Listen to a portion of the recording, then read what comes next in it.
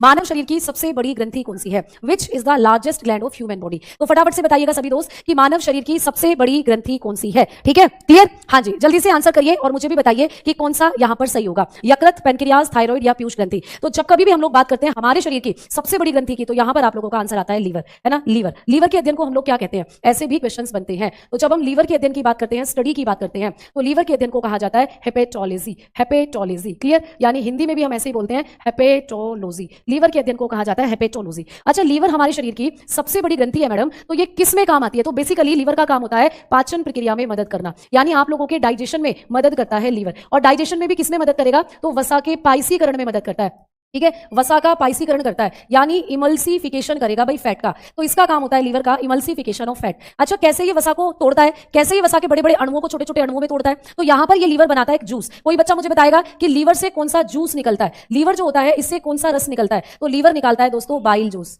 ठीक है, लीवर क्या निकालता है? बाइल जूस, जिसको कहा जाता है पित्तरस। तो लीवर निकालता है दोस्तों पित्तरस, और ये पित्तरस जो होता है यही करता है वसा का पाइसीकरण। इस पित्तरस का पीएच मान भी कई बार एग्जामिनेशन में आया है। कोई बच्चा कमेंट सेक्शन में बताएगा कि जो लीवर होता है इससे, ठीक है, इससे क्या होगा? पाइसीकरण। जो लीवर होता है इससे जो ये बाइल जूस निकलता है, इसका पीएच मान कितना होता है? इसकी पीएच वैल्यू कितनी होती है? तो बताना 7 से 8 लगभग। ये क्षार होता है, एल्केलाइन नेचर का होता है ना? क्षार होगा, एल्केलाइन नेचर का होता है। अच्छा, अब आगे बात करते हैं पेनक्रियाज की। तो ये जो पेनक्रियाज है ये आपके शरीर की एकमात्र कैसी ग्रंथि है दोस्त? मिश्रित ग्रंथि है। मतलब कि ये आपके शरीर की मिक्स्ड ग्लैंड की कैटेगरी में आती है। कैसी ग्लैंड है? Mixed gland. और ये क्या करती है मैडम?